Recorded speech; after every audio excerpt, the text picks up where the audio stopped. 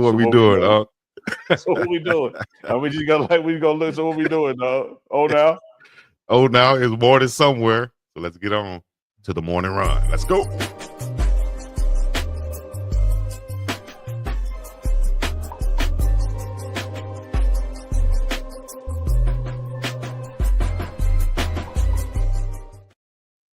It's Philip Dukes. It's Uncle Neely. It's Big Dog Chico Cleasy. We up in here live and direct.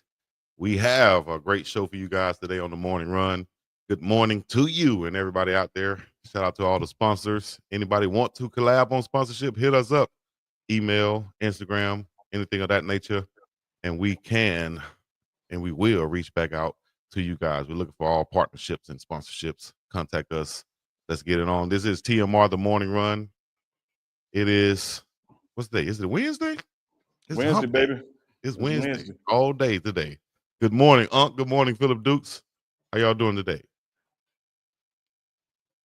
Dukes just threw the head up like he on the corner. He was like, what up? That's why I ain't here now. What's happening? What's going on? Man, ain't nothing shaking, man. Nothing shaking. What we we got doing? a great show. I know that much. What we doing? We're gonna put on the great show today. That's what we're gonna do. We're gonna talk about the latest and greatest in sports. We got two great guests that will be joining us today. DC defensive coordinator from the Colorado Buffaloes, Rob Livingston, will join us, and the defensive end legacy buff Ardan Walker will join us on the show today. Right there in that seat next to Uncle Neely. Call it the hot seat. The hot seat. Chico, I got to tell you something. Dukes is down there in Miami. You in Hawaii. I'm in Boulder. But I got Miami, Hawaii weather, man. It's not a cloud in the sky. Going to be about 80 degrees all throughout the weekend. Hope that holds up for next weekend for the spring game, because, you know, that spring game jinx be a mofo. Yeah. Snow one year, rain the next. But, man, it is beautiful outside. Still a little snow cap on the mountains. This is the morning run. As you mentioned, Coach Rob Livingston is going to be joining us. Arden Walker will be joining us. And, of course, we'll be talking some other sports news, such as, since I'm right here in Colorado, the winningest coach in Denver Nuggets history just got them a championship a couple of years ago. I ain't been in Colorado long. They just had a parade, seemed like yesterday.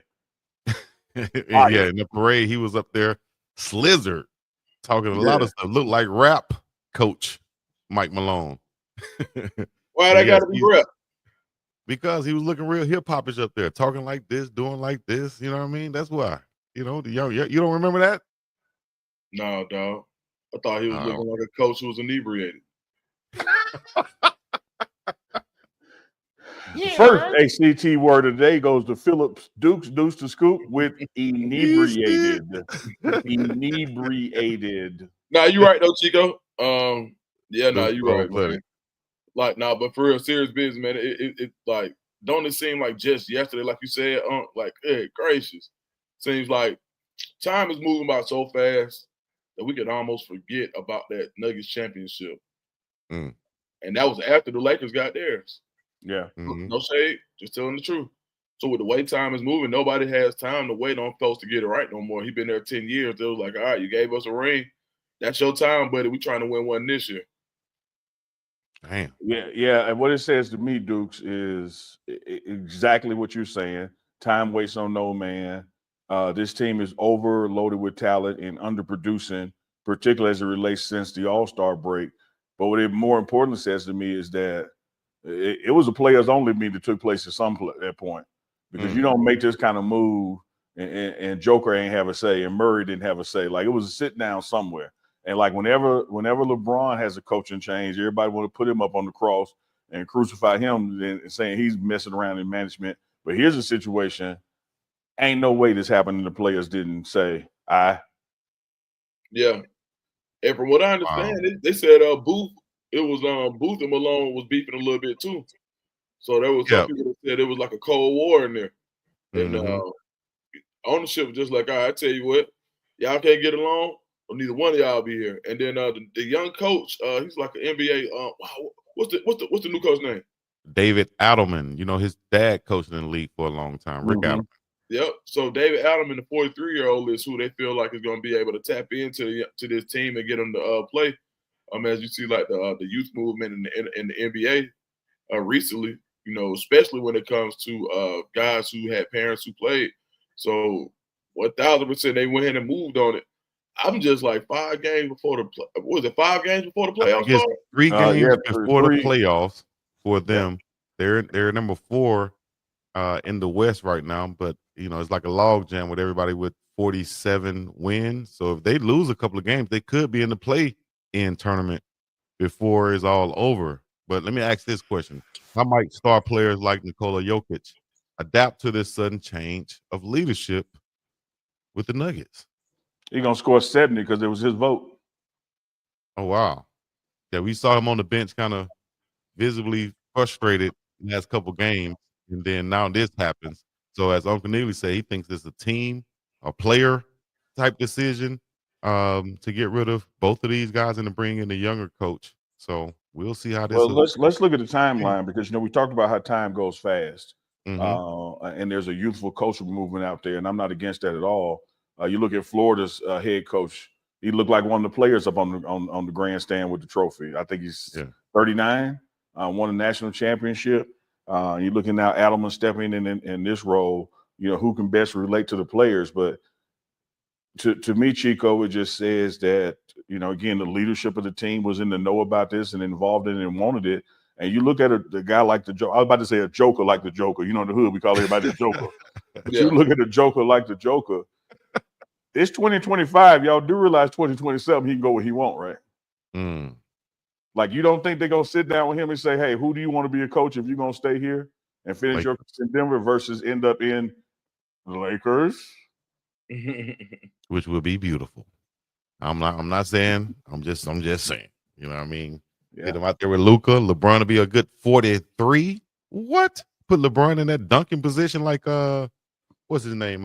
Aaron Gordon was. Man, you got something to worry about right there. Yeah. Hey, shout out to the chat. And if you're just joining us, this is the morning run on the pregame network. Dukes, the Scoop, Big Dog Chico, yours truly, Uncle Neely. You see this empty seat? Coach Rob Livingston, defensive coordinator for Colorado, will be joining us, as well as player Ardan Walker later on in the show. See, the chat is active and going at it.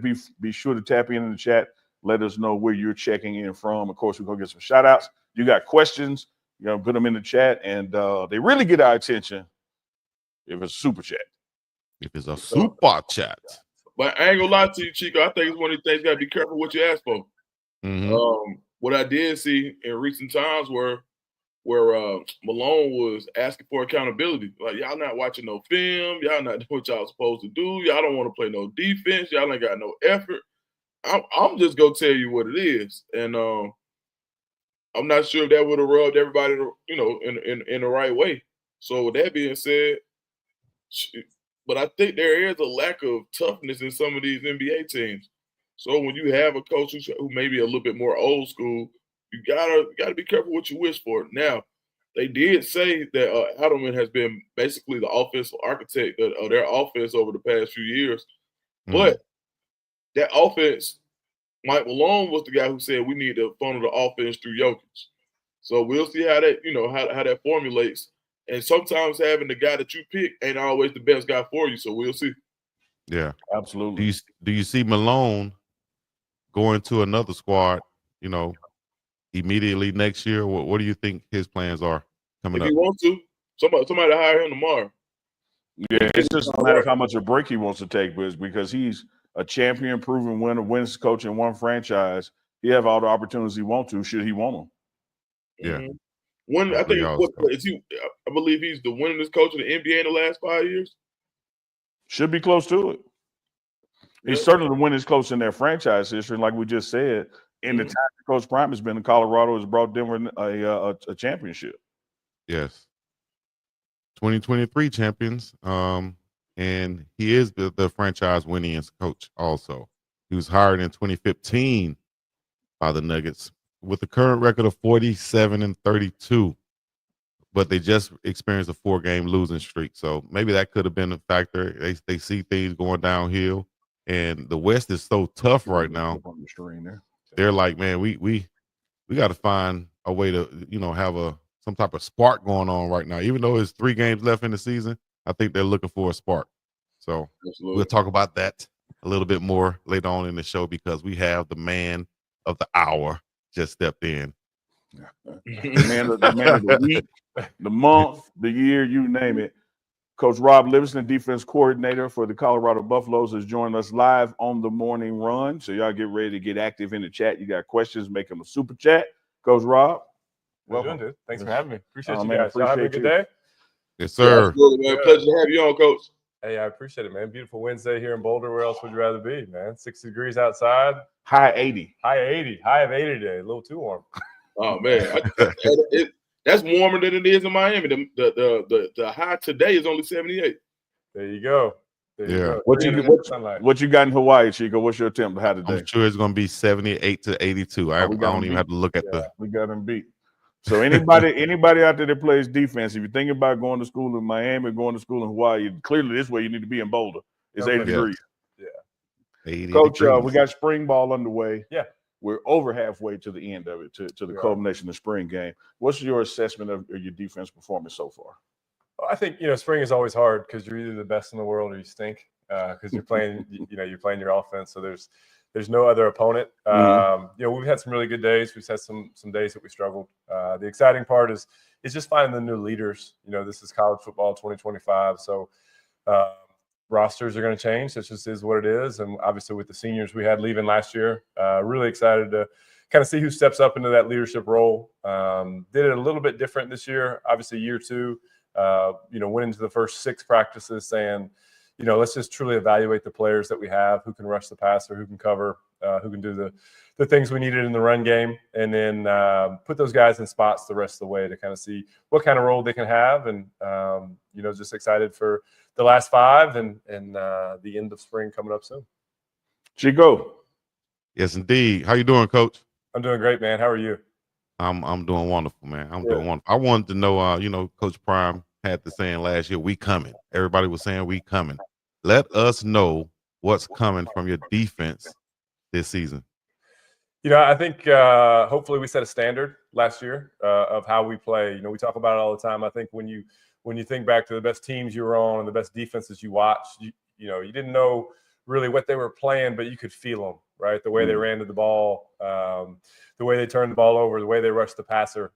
So it's our duty because of the guys we had last year to kind of keep paying that thing forward. So the standard's been set, and it's our job to raise it. So that's an exciting challenge, one that is not lost on me, how difficult it'll be, and the guys that we have in the room. So just want to continue stacking days on days and truly rise up to the standard that was set last year. Yes. Coach Livingston, when you look at Pro Football Focus, they grade players based on what they see. But a lot of times when I talk to multiple coaches, sometimes they say, well, they did where they were coached, even though may not be what PFF saw. How accurate would you say that PFF is grading your defense based on what the traditional, movement or motion that a player will have versus what you have them do out of traditional alignments? Yeah, I think, first of all, PFF's got the hardest job going, right? Because they got to try to figure out if the guy was right or wrong.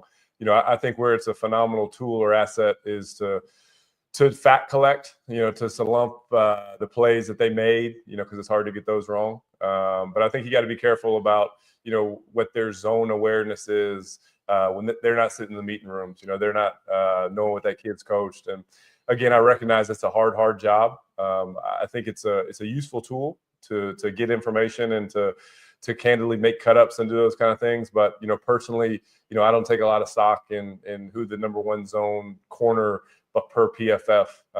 We do things a different way here. But again, I feel for them because that stuff goes out to probably millions of people at this point. I should have invested a long time ago. I think they're based out of Cincinnati, so I probably missed the boat there. Oh, man. Coach, speaking of Cincinnati, you decade plus experience as a scout. We just finished our showcase / pro day. When you look at that experience compared to what you saw when you used to travel to pro days, and then I want to talk about some of your guys and what they're going to be getting, someone's in the league going to be getting from a Shiloh and a Cam. But first and foremost, what did you see when you walked into that showcase compared to your experiences? It was the first year that, you feel like a parent almost. I was probably more nervous for them than they were. You want to see them put their best foot forward. I thought it was a great day. I can't say enough about the ops staff here. Reg Calhoun, Miss Ty, Tyler Johnson. I mean, it looked like nothing I'd ever seen before. So they did a great job. The kids did a great job. They showed out, and I'm just excited for where they end up. So when you look at, because you touched on it starting the show. Yeah. One of the things you've always said, if Cameron, Silver, and Craig gets opportunity, you're not going to get him out the building. No. I mean, Cam's a fighter. Cam was obviously huge for us last year. And, when you turn on the tape, I don't really care what PFF might say, but I know what his value was for us. And I know what he meant to me personally. He's a better person than he is a player, which is a high bar to set. And you can't go wrong. You give him a chance, and you're going to look up in a year or two, and he's going to be doing something for you. And just the value that he brings the building as well. There's a great saying in the legacy book about the New Zealand All Blacks that, better people make better All Blacks, and Cam is as good a person, and you can't go wrong there. But we're fortunate, we got a lot of great kids, and given the opportunity, that's the key to life. Yeah. We had a guy, Mike Thomas, that, means the world to me. Mike was with us in Cincinnati for 3 years, and college free agent, on the practice squad. He got called up to the Dolphins. And, he's playing at the end of the game versus the Patriots, picks off Tom Brady, has a 12 or 13-year run in the NFL, made the Pro Bowl on 3 occasions as a special teams player. And, all these kids need his opportunity. And at that point, it's up to them. Yeah. Now, I'm touching on these two guys because you're not only just the defense coordinator, you coach the safeties. Yeah. So that was Cam. Now let's go to Shiloh. I know he had this deal with his dad about if I get this time, buy me a car. But for the love of God, I don't know why people are acting like a 4.5 is slow. No, I'd take a 4.5. Shiloh is one that, I honestly think about your senior year. You work a long time. You can say work your ass off on this show. Okay. I didn't know, we got backdrops. It looks like a very PC backdrop. I didn't want to lose. But you work your ass off and you break your arm. And, you had to miss 3.5 games and came back and made the most of it. I thought that stretch there between Arizona to Oklahoma State, I thought he played well. And he's another one, he's played in multiple schemes, obviously played in the middle of the field for us a lot. That can get a little boring because the guys we had in front of him, did a good job. He's played in the quarters-based system the year before. So, again, give him a shot. I think he knows that he's going to have to cut his teeth on special teams like most young players. And, you can't go wrong. Obviously, running a 4.5 is really good. I might have paid a scout personally to get a 4.4. A little something for the effort there. Depends on what kind of car we're talking about. I don't think it was going to be a Fiat. So it's probably worth the investment there. Chico, Dukes. Dukes, go ahead, Dukes. Coach, I wanted to ask, so I did a deep dive on your defense, and I was just reading every article I could and see if I could make it marry up to the film, and I couldn't.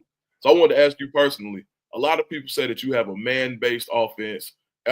Man-based defense. Apologize. And I saw some zone looks. I believe the Kansas game, I saw when Travis Hunter got that pick. It looked like he was in a cover 3. Is there a specific percentage that you want to stay in man versus zone, or do you just go versus how the game is flowing? I think it's just, you look at each week as its own season in my mind. I think when you look at the Patriots, when they're on that run there, each week was different. So if you can get in the truck after the game and say, hey, we made them play left-handed, then I'm good with it. So, it's a heavy man team that you feel good about the matchups on the outside. Obviously, I can't say enough about Coach Mathis and what he does for our corners. I think he's the best teacher I've ever been around. So, yes, there are some weeks like that. Other weeks, to your point, you can play zone because you need to have vision on the quarterback. Maybe it's you got to keep them in the pocket kind of week. So it varies. That's our job as coaches to look at, okay, hey, what do we have to take away, whether it's a receiver, whether it's the run game, and then just be great situationally. There's sometimes, when it's 3rd and 4, there's not a lot of great options besides man. There's other times on early downs or in the red zone, where you can have vision and the guys up front are rushing good, then we're in a good spot. I think the Arizona game, we went into that. Obviously, they had a dominant receiver with a certain mindset, okay, anybody but him. And then you look up and 3 sacks in the first quarter, and it's like, hey, dude, let's just play some zone and let those guys rush. So I think each game is different. Each week is different. And candidly, each quarter can be different. You got to feel the game and know what's going on. Maybe they lost a guard. Maybe they lost a tackle. Maybe you lost a corner. And just adapt and adjust that way. Nice. Thanks, Coach. Shout out to Coach Mathis right there. Yeah, Coach. no, best. Yes, indeed. Coach, if I'm a GM and I'm thinking about drafting Travis Hunter and I call you, what do you tell me and let me know that I'm getting in Travis Hunter? Yeah, the first thing is don't overthink it. It's smokescreen season. There's a lot of, reports and, anonymous scout or anonymous position coach. Just don't overthink it. He's one of one. He's as rare as they come. Again, like we talked about with Cam, Travis is a better person than a player. And I firmly believe a year from now, he'll be 100%, 200% better at his craft. Personally, because of where I sit, I think he's a corner. But there are times when you look up during the game and he's going 60 yards and you think he's a receiver. So tireless worker, Travis has changed my views on a lot of things. I think, culture is the big kind of buzzword this time of year, trying to create a culture and all that stuff. I think culture is clearly defined when your best player is your hardest worker. And that's Travis Hunter. You can't go wrong there. Obviously, he's got 2 strikeout positions, so if it doesn't work out at corner, he can be a full-time wideout. But I firmly believe, the best is yet to come with him, and he's special. Coach, you're getting a lot of love for your New Zealand All Blacks reference. There we go. Great shout out to New Zealand All Blacks.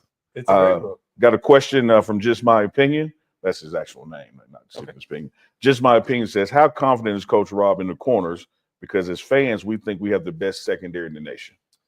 Yeah, no, I'm very confident. I think if we're giving shout outs, as my good man just said, let's shout out Diego, how do you say it? Diego Pavia. I'll go with that. Yeah. That got us Preston Hodge back another year. So, Preston's obviously imperative for what we do and how we play. The slot position is one of the tougher positions in this defense. Feel really good about DJ and Colton Hood getting a chance. And, it is what it is. I think when you got Kevin and you got that group plus RJ Johnson plus, the depth that we've got in that room, Ivan Yates has come in and had a good spring. I think the sky's the limit. And we put those guys in some tough spots. It's judgment day on every snap, on the outside the numbers. If you get bombed, everybody in the world's going to know about it. If you're a 3 technique and you're out of your gap, just your position coach knows about it. So heavy is the head that wears the crown outside, and they do a great job. Yes.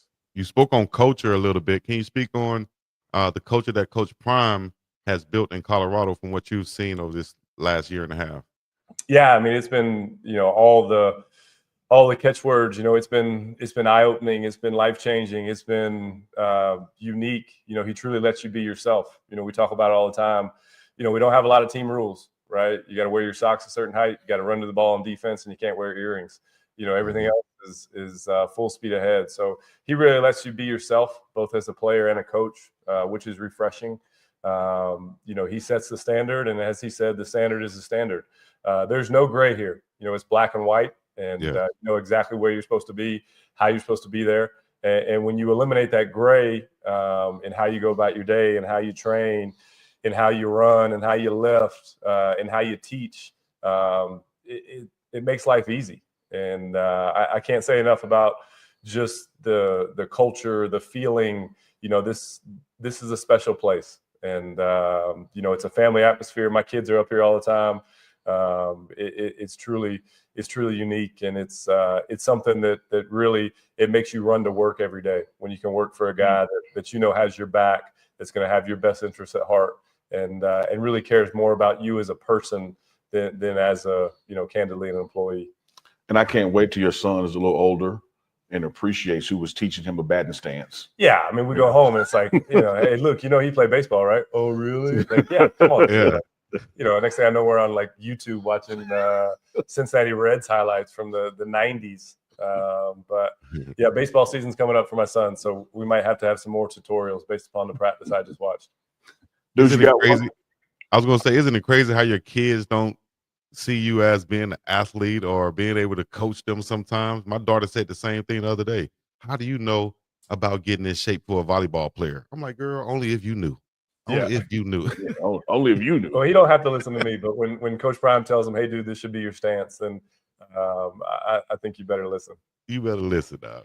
Go ahead, Dukes. Coach, speaking of Coach Prime, what's it like being able to bounce ideas off defensively against, and you being a secondary guy, being able to have that conversation with the greatest cornerback of all time?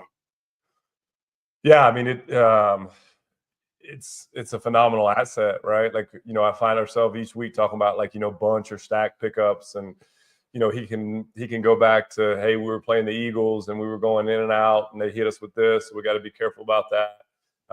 The matchups are something that we talk about early in the week. If somebody's going off, how are we going to double them? What does that look like? If we got to stop the run, who we're going to single up. But you're talking about a guy that has done it on all levels at the highest of heights. So it's a phenomenal asset. He's over there a lot, individual. So you find yourself, when somebody's looking over your shoulder, you better do it right. So it's a lot of fun. Coach, one thing I want to touch on with before we let you get out of here, Coach Prime has made no secret that he feels you are a future head coach, and that he loves that elevation in you. And in fact, been no secret that there were offers for you to leave here, and you chose to stay and come back. What went into your decision to say, no, I'm not finished at Colorado? And what does it mean to you to have a Deion Sanders that you just described saying, hey, this guy's going to be a head coach one day? Yeah, I mean, it's a blessing. I mean, loyalty is something that in this field, I feel like goes, one way, way too often. And, I jokingly say, like, I was that dog on the side of the road that everybody would drive by and say, that's a good looking dog, but, we're good. Yeah. And he gave me a chance. And that he changed my life. He changed my family's life. We took a chance to come out here, but he took a bigger chance on me. And it's just to pay that forward, and just the quality of life here. I mentioned, having a young family and not having to guard your desk for 20 hours a day and do those things that this profession can kind of tear you apart, tear your family apart, and to know that he has your back. I mean, there's plenty of Sundays I walk in here, with my head down, and he's the first one to say, hey, man, look, you did a good job. We can fix this. We can fix that. And just the empowerment to be yourself and to lead the way you want to lead. We don't do things around here just because that's how it's always been done. We're always looking for the best way to get our point across, the best way to teach, the best way to lead. And I think, again, in this climate where rosters are, almost ever changing, you got to be confident in who you are. And I think, as everybody knows, Coach Prime, he knows exactly who he is. He knows exactly what he wants. And when you're a position coach or a coordinator, that makes life easy. Yeah. So it's a blessing to be here. The off season is the off season. Too often we get mad at players when they leave in the portal. Well, coaches have been in the transfer portal for the last 20 years, right? I mean, call it like it is, right? So let's not be naive to that fact. And I think you got to look around and why chase happiness when it's right in front of you? I think was the biggest thing for me and my family. So we're blessed to be here. And, trust me, I understand, 2025 is 2025. It doesn't matter what happened in 24. So that's our mindset to whatever we did last year, right, wrong, or indifferent, to be better and to set the standard even higher. So we can make this a special place, because I know it is. I got one more for you, Coach. Yeah, first is a notification. Okay. With your new deal, you have officially crossed over to let me hold some stamps. One of your partners get it, you be like, hey, man, you got to let me hold some. Yeah. So congratulations on that. Thank you. One of the things I want to get some your thoughts and thinking. Yeah. When you have the good, the bad, the ugly plays, you don't shy away from saying, hey, guys, that was my fault. Yeah. I put you in that position. That won't happen again. And you punish yourself with the guys. Yeah. Where does that come from in your coaching mindset, that it's important to let players know, hey, I F up too, but I'm going to own it like I expect you to? Yeah, I think it's just leadership, right? Like, too often in any position where you have some kind of power, if it goes great, the person wants all the credit, right? But if it goes bad, they want to point fingers every which way.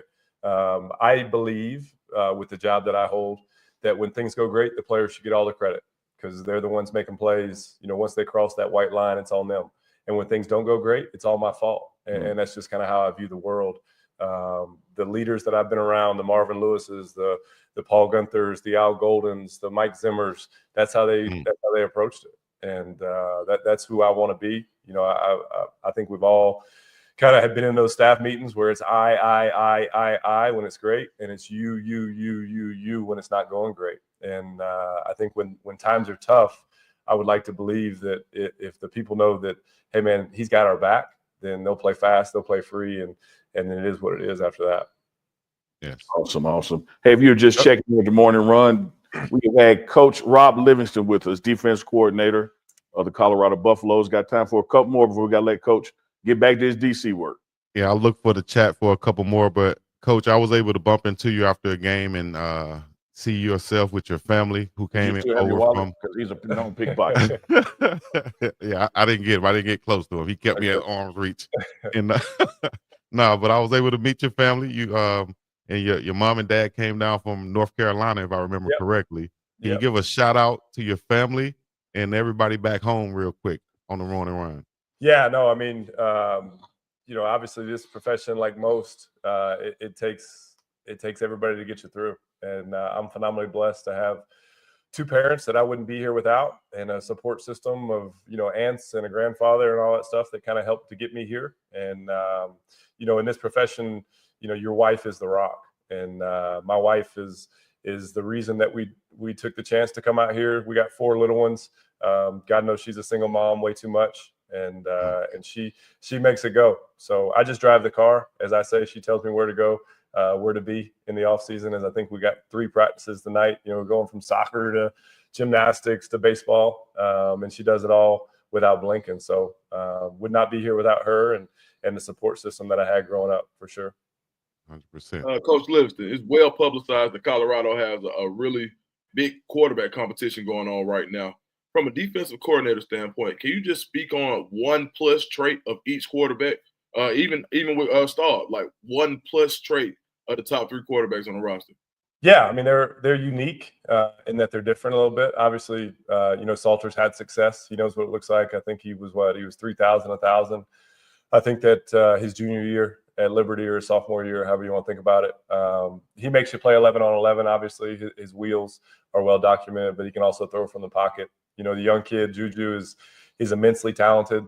I think he's got a phenomenal feel for the passing game in terms of layers, whether it's the vertical or the horizontal stretch, throwing over somebody and in front of somebody.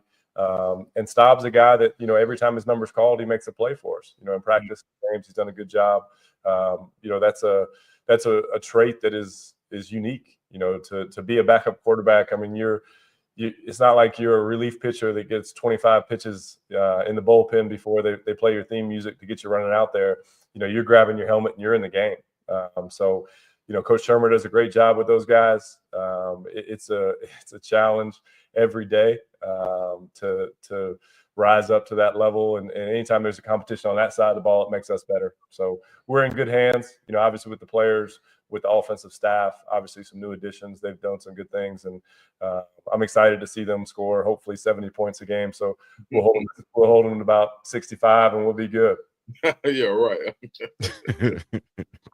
Well, Coach, man, we appreciate your time. I know you got some other things to attend to. Yeah, no worries. Thank you, guys. We'd love to have you back anytime you come. We know we're about to close out the summer, but this fall, you and I got a bet going. So we do. I owe some time. So I appreciate you guys. Obviously, all the support, all the fans out there, all the support, and excited for this season. I do want to point out that last year, the play you called the Neely special, you drew up at the hotel with a blitz from Cam Stillman and Craig worked. That's all I'm saying about it. He's batting 1,000 right now, so he's feeling it a little bit too. In case you haven't noticed. Oh yes, of course. He's gonna get that mic high step here in the office. During the pro day, Dukes walked off with his mic, and we heard this whole conversation. We don't want that to happen to you. Don't want that to happen. Thanks, Coach. Hey, that was Coach Rob Livingston checking in with us on the morning run. We still got Ardan Walker to come that's going to be joining us. And, man, if you know and love ball, how do you not love that guest right there, man? Like, what a conversation. Absolutely. Coach Rob Livingston, defensive coordinator, Colorado Buffaloes, came over from the Cincinnati Bengals. I remember Chris Berman used to call them the Bungles back in the day. Y'all remember that? Yeah, I do remember that, Chico. I got enough real gray to remember that. I don't hide my gray. It's there for real. That wasn't a shot. I know it wasn't a shot.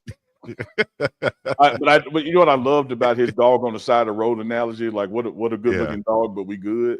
Yeah. Like that is to hear that loyalty in this industry where he literally turned down offers, and that's plural with an S, to remain here in Colorado. And for Coach Prime to, recognize his talents and know that he's going to move up into the world sooner than later. But it's no baller blocking.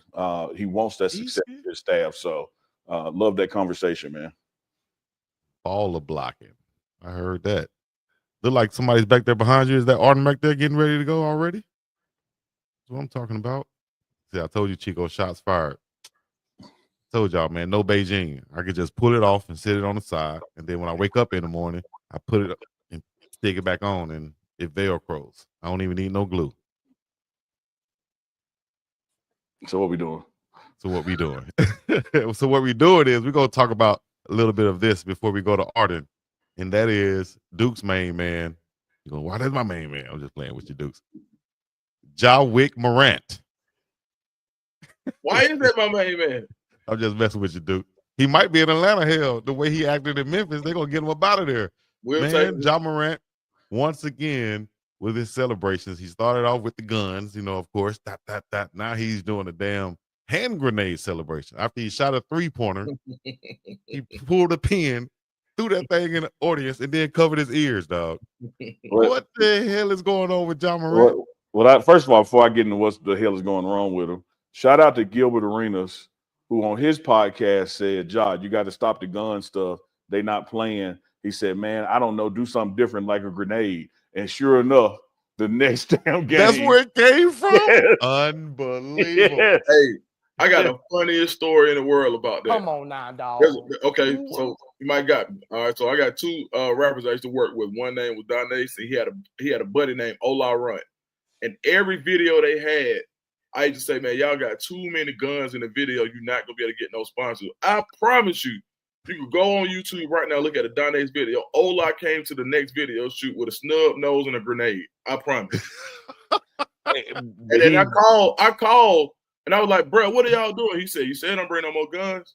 I was about to say, did he not decrease the guns? Man, I would have left immediately, dog. Man, shout out to Don Ace and Ola, man. Hey, man, I'm not I would tell y'all guys this and how seriousness. Damn, John, even in the collegiate level, one of the things that the officials are even at the scrimmage, saying like, hey, none of the gun, gestures, that's not going to be tolerated in sports. So it's not just an NBA thing. But I think this is even just this season. Forget what happened in the past. He got a warning, got another warning, and then switched to another weapon. It's getting old. He's getting in his own way. I think there's some maturity that needs to take place, some additional maturity. But it's one of those things, man. I don't know if he knows or appreciates this literally could get you out the league. And ask Gilbert Arenas.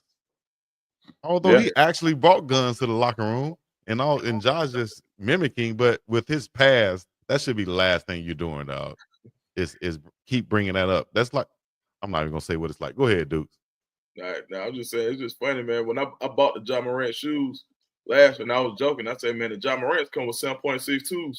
And, everybody thought it was funny, but that's what it felt like. Like, I was like, you get complimentary bullets with these. And, Josh he's just doing the same thing, man. Like, but one thing about it, man, like my grandma used to say, man, some people don't believe fat meat grease. So he ain't lying. At the end of the day, hopefully he gets the people around him that can help him get into that mindset where he understands he's a business and how it's affecting his brand. Right. Ja Morant, all I'm going to do to you and say to you is. That mic right there. So what we doing? Yeah, so what we doing? Ja. You going to start a segment for us, Ja. So what we doing? Because we can't be doing that, Ja Morant. No, we can't. It can't be that. I guess a lot of stuff we could be doing. But for Gilbert Gun Arenas to give the advice to switch to a grenade, and then he switched to a grenade, like, come on, dog. And I look, I love Gilbert Arenas, man. I love Gilbert Arenas. Man, well, we're gonna get a guy who don't have any of those problems that Gilbert or Ja Morant has, and that is my main man, number 53, the defensive end for the Colorado Buffaloes, the legacy buff. That is Ardan Walker. What's up, Arden? What's going on? How y'all doing?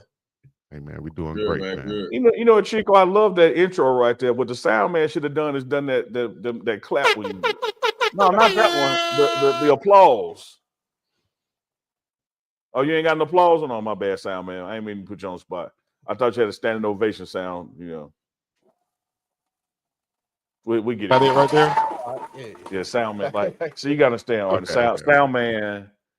We got him out the portal. Mhm. I mean, like on the last day of the portal.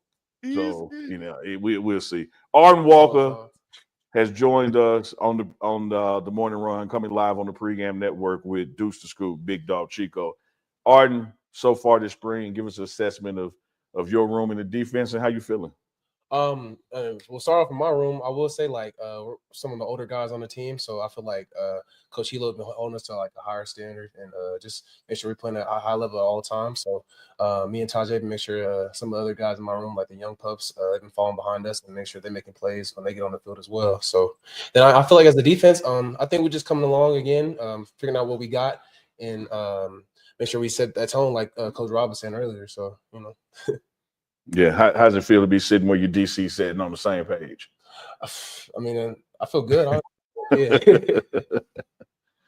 All right, let's get you to name some names out there now. Let's talk about your defensive line. Who are some other guys that's going to be your running mates or your tag team partners in getting in the backfield this year? When Big Sam comes back, Tajay, I mean, I got to start my whole room for real. Honestly, I feel like everybody can go. Big Quincy coming along, Quincy Wiggins. We've been putting him in the incubator. I feel like he's been coming along and making plays. I said the two young bucks, Alex and London. I'm proud of them. I feel like I took them under my wing and make sure that they can get up to speed with the game and stuff like that. But interior wise, I mean, you got Tavian Coleman, you got Gabriel Lightfoot. I can name everybody really. Otis, Big Barnes, and Tafiq. I said everybody been bringing energy, and I feel like everybody's just hungry to rush and stop the run. I feel like that's been making the game fun. I mean, we've been having fun in practice, getting close on and off the field. So, I mean, that's just to name a few guys, but I feel like the whole room really. Duke top there was at not at the scrimmage, but the practice before the scrimmage, and one of the things he commented on, I want to hear y'all talk about it, was the energy of the defensive side of the ball. Sure. How y'all were really out there pulling for each other. And in Duke's words, he was like, man, it's like they hate the offense. Like, oh, yeah, no. I mean, and that's how it's supposed to be. I mean, shoot, I guess for me, I mean, coming from the SEC, like, practice is hard. And I feel like we've been pushing ourselves to make sure that we going at each other in practice, challenging the offense to make sure they give us some new plays so we can actually think and, like, scheme for them as well. I mean, we can't really scheme. Of course, it's like spring practices and stuff like that. But, like, just making sure that they giving us some challenges and we going at them, because I mean, really, you get into these 11, 13, 14 games, it's like, man, you getting the best every week. I mean, of course, we Colorado, so we got that the Colorado on our chest. It's like, shoot, we getting the best, and I think that's what's been going on in practice, and I think we've been taking advantage of that too. So, but I mean, we're getting a real feel, and this is only March and going to April now. So, yeah. Hey, Arden, how do you feel about going one-on-ones, like good on good? So I noticed that a lot of times, like, some schools, they go ones versus twos and they go two versus ones, and they want to make sure that offense is installed against maybe not the best player so they can make sure they get the offense installed. How much of an advantage of it to you is it for you to get reps good on good this early in the year? I mean, I feel like it's a NFL setting, really, because if you think about it, everybody in the league is good. And so I think making sure that you're on your game at all times, like, of course, it's easy to slack when you're going to like ones, twos, or 2 versus 3s kind of situation. So I think just being on it at all times, like, that just like gets you ready for his upcoming season. So, I mean, I need it, honestly. No, I love that. Yeah. Yeah. Your dad played for the Buffs, Arden. Yes, Can you talk about making a decision to go to Missouri at the time and then transferring back or transferring to Colorado? You know what's so funny? So, like, when I was coming out of high school, my dad's the one who, like, kind of pushed me to go to Missouri. At the time, I felt like that was the best situation, especially I was picking names out of hat basically because it was COVID as well. So going into that 2021 season, it's like I couldn't take any official visits and stuff like that. But, I mean, like, getting to know the staff and, like, really was like the best situation for me at the time. So going down there to go get that experience to play in the SEC, I feel like I needed it. And then coming back here, that was my sophomore year going into redshirt junior year. Redshirt freshman going to sophomore year. My bad.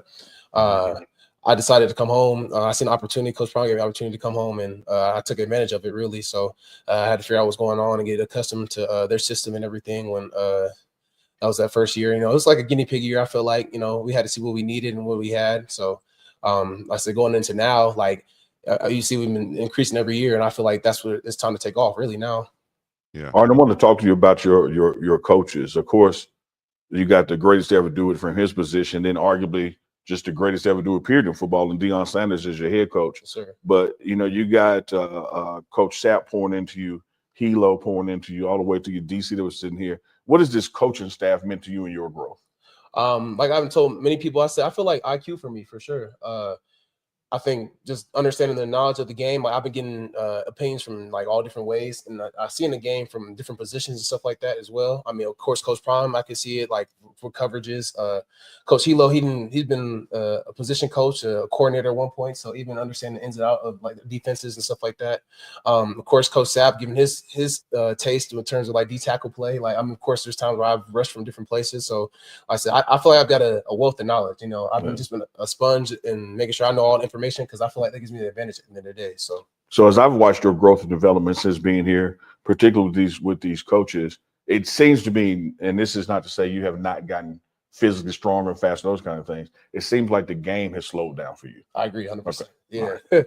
Now, like I said, I feel like I know what's going on, and I've got the reps obviously too. So I think it's like now for me to just really put like the pen on the paper and take the test. Really, that's how I look at it. Yeah. Arden, when you get your plan together for offensive tackle, you can tell last year that you put, I wouldn't say more into your game, but like you said, it kind of slowed down. And then I started to see a secondary move. What was like the tipping point when you was like, you know what, I'm a game plan for this guy, and I'm gonna start to use this secondary move, because I hadn't saw that before.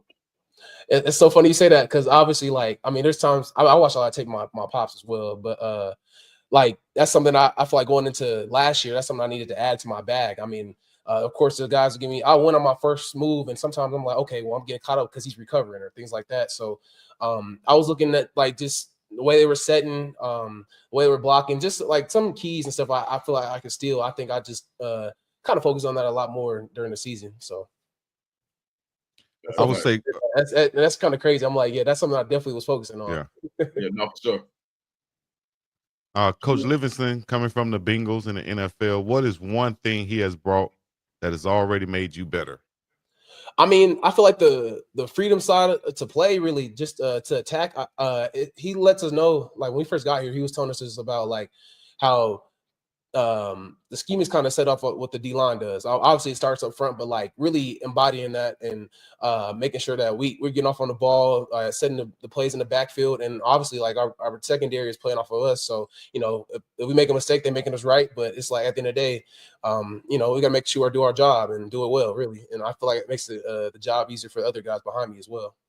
One of the things about the offensive line, they're not truly right now at full strength. You got some guys coming back off injury. Same thing with your side of the ball.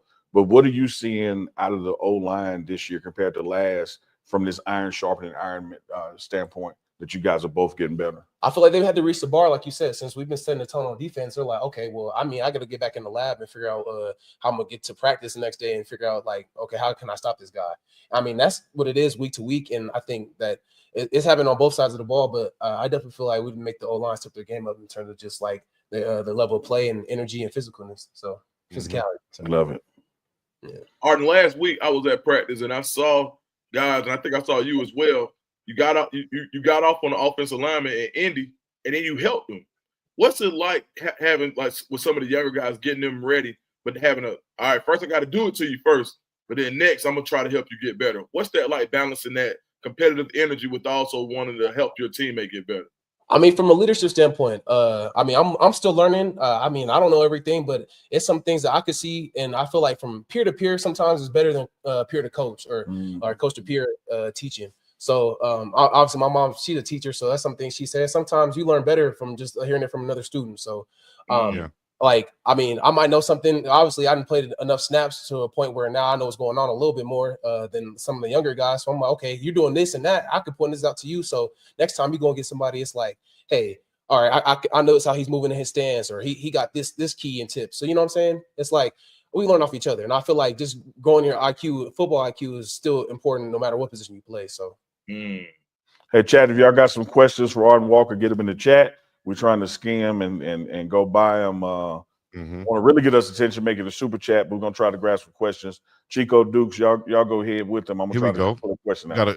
few rapid fires ones right here for you. Let's switch it up a little bit. Yeah. Rapid fire. Who's the loudest guy on defense? Tafiq Thomas, easy. Period. Yeah, period. Uncle, you said Three-point period. And it's not a matter of right or wrong. It's just gonna be loud. 9-5. Yeah. Shout out to Big Tafiq, man. Yeah, Who's the funniest? Feek is not gonna let facts get in the way. Like he gonna be loud. Funniest teammate. You said funniest teammate? Funniest, yes. Ooh, that's hard. Dang. I had to say French right now for sure. French is hilarious. You gotta listen to him talk. Yeah, out of Memphis. Memphis, man. Memphis, man. Yeah. Who's a player? And I gotta say this the right word. This the right word. Who's a player you don't want to line up across from in practice? In other words, give a shout out to one of the offensive linemen. I mean, I've been going against Jordan Seaton every day. I got to give him his props. Like, I feel like he challenges me to make sure I'm on my game because we both want to get to the top. So I feel like we made an agreement like, hey, bro, we got to push each other every day. So, yeah, I feel like battling and getting to where you want to be. Like, he said you want to be a first rounder, and I do too. So, hey, whatever it takes. Yeah, I think both of you guys have it. Last one, your dream sack celebration. I just go with the trends for real. I mean, anything on TikTok, I'll figure it out and do it, I guess. Yeah. Jake's eyebrows. This is my shout out to man Jake at DMVR with the eyebrows. This is Jake's eyebrows. Who's the most underrated on the defensive line that doesn't get enough attention? Ooh, I might have to go interior on this one. I feel like Tavian Coleman for sure. He's coming along, and then it's between him and Gabriel Lightfoot. I feel like them two, they got some. They can make some noise come over pretty soon. I think. Coleman and Lightfoot. Matter of fact, if you watch that Wednesdays with Warren, we had Coach Sapp mic'd up yesterday, and he was commenting on Lightfoot, and he really likes his movement. So I mean, you got a gold jacket watching him practice. I mean, yeah, it says enough right there. Arden, do you ever work on your pass coverage like like as far as like underneath routes, because in the defense you can drop it anytime. How much time do you spend working on your pass coverage for underneath? I mean, I still work my technique because we still have to drop at times when it's called to. So I mean, that's why I said I still got to know like what receivers are lined up where and where the tight ends are, like strength of the course. So yeah, formation still matter. Like I said, IQ is still big, but yeah, I definitely work on it because I mean, I feel like at the next level, I'm either gonna be an outside linebacker or a true DN. So still an edge player at the end of the day. I got to be able to drop. So well, that brings a question up from Goonsville Clothing. Shout out to Goonsville Clothing. Guys, what up? What player would you say your skill is most similar to in the NFL? I think like I got 3 players I watch like heavily. My favorite 3 players overall right now are TJ Watt, which is my number 1 for sure. Michael Parsons, and then Will Anderson. Those are 3 guys I watch like faithfully for sure. Good ones. Yeah. 3 good ones. Yeah. You're a Colorado native. You're a Colorado native, Arden. How has it been to witness and be a part of this prime effect that's going on in your home state? I mean, I'm honored. I mean, and obviously I'm from Denver, like really, really, really from Denver. So just representing the people around me as well. I feel like I take pride in what I am. So it's been great though. I'm real blessed to be here.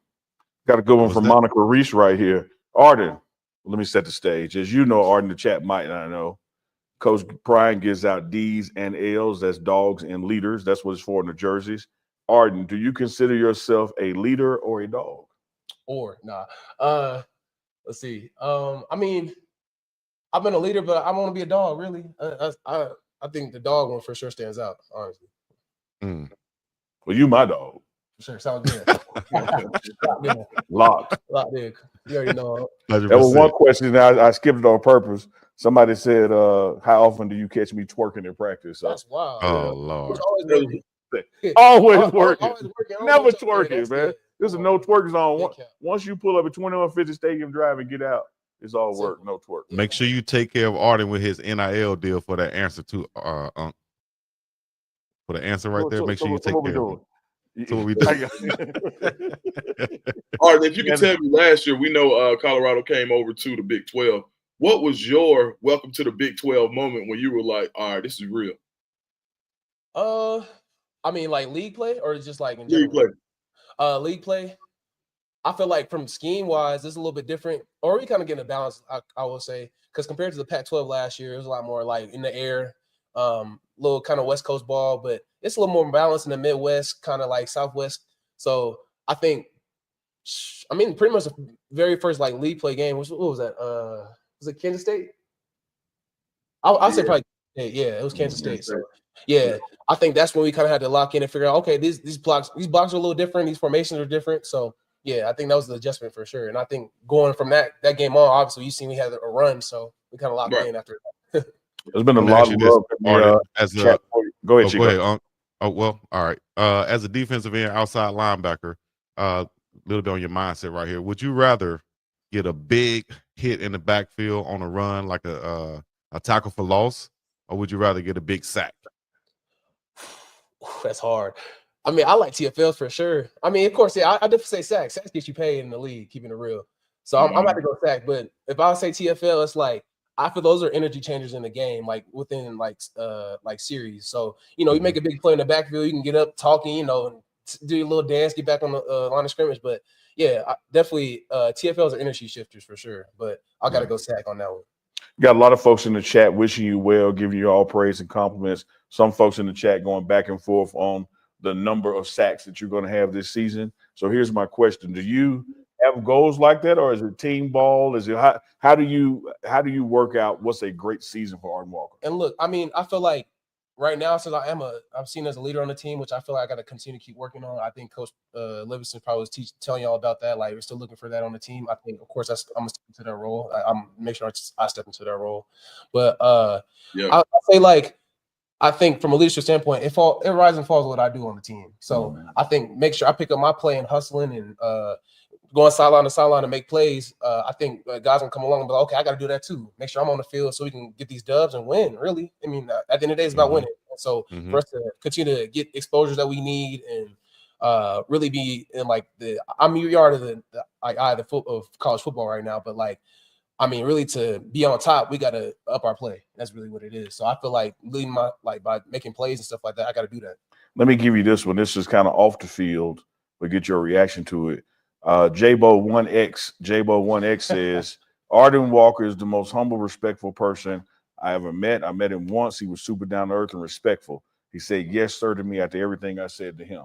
I appreciate that. Why are manners and that kind of thing off the field important to you? I mean, I feel that's credit to my parents. I mean, that's how I was brought up. Obviously, my dad from the South, my mom from the West Coast, but I mean, that's how I was raised, really. I feel like I treat the janitor like the CEO. I mean, it don't matter who you interact with, like, you supposed to treat people with respect. So, I mean, that's just what I was taught. And I mean, it don't matter who you are. I feel like, Jesus hung with the thugs. So what's the difference? Feel me? Man, cut the damn thing off, man. We gone. Hey, real quick, like for everybody out there listening in, we have Ardan Walker, as y'all see at the bottom of the screen. Y'all want to see where these morals come from, these great lessons come from. Y'all can check out the interview, Prime Parents, with his mom and dad on my channel, BiggDogg Chico channel. That's a shameless plug right there. But a great interview. You can see where those morals come from, Ardan. I want to give a shout out to the South. He credited his dad being from the South. That's right. Duke's up top right there out of Georgia. BiggDogg Chico, Alabama. Yours truly out of Mississippi. Man, get some South in your mouth. Easy. Appreciate you, Ardan.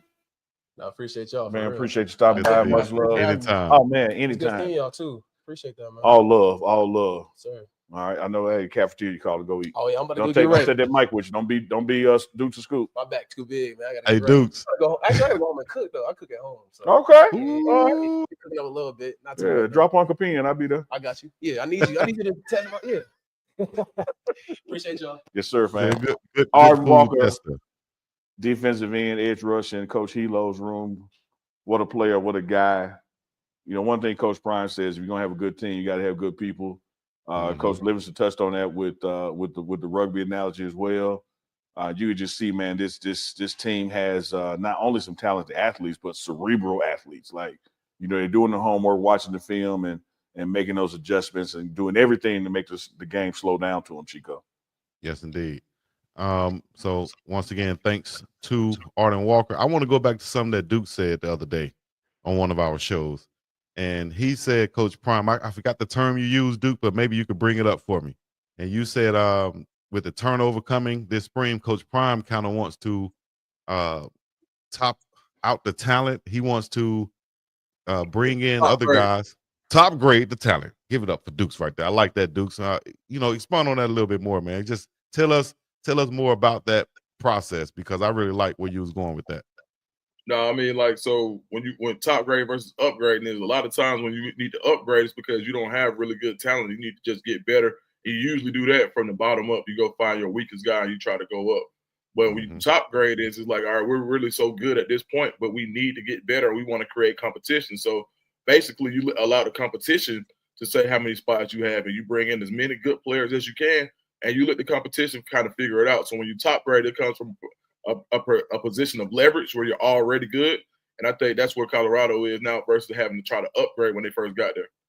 Absolutely. That's exactly what I think is going on in Colorado right now with the spring, and then after the spring with the other players that will be coming in and players that will be leaving. I think it's going to be exactly what Duke said. I just wanted to bring that up one time. Y'all check out the other shows right here on the Pregame Network, whether it's the Morning Run, what you're watching right now, Unc and Chico, myself, and Uncle Neely, or You Tell Me with Uncle Neely and Duke's The Scoop right here. Unc, you want to take us out? Yeah, man, would love to. This has been a great episode, man. You can expect more of this, not just when it's football time in August when we're back for fall camp, but across the summer with coaches and players, joining us live. We can guarantee you that that's going to happen. So here's what you should do. You should take the time and hit that thumbs up, that like button. You should also hit that little bell for notifications. And the next step is you want to go to Duke's The Scoop channel and you want to subscribe there because he's going to be doing his thing, not just covering Colorado, but Georgia and Auburn and football across the diaspora, if you will. And BiggDogg channel as well because he's doing things like Prime Parents and special episodes of his live coverage and breakdown of previous episodes. So subscribe to all three. Notification bells on all three. No ego amigo here. This is the Morning Run on the Pregame Network. Deuce the Scoop, BiggDogg Chico. We started off with a big word from Uncle Deuce the Scoop and ended with a big word from Uncle Neely. So get your vocab up and come here too. Hey, you remember when Vince Carter hit that dunk and he did like this? He was like, it's over. Man, look, I always thought it was, man, look, I used to be like, Diaspora. That boy said, yeah. Easy. That's it. Big word from Chico. Big word from Chico. We out. Easy. So what we doing? We'll be back with some more, man. This is the Morning Run. We up at about the same piece of maybe. Yeah.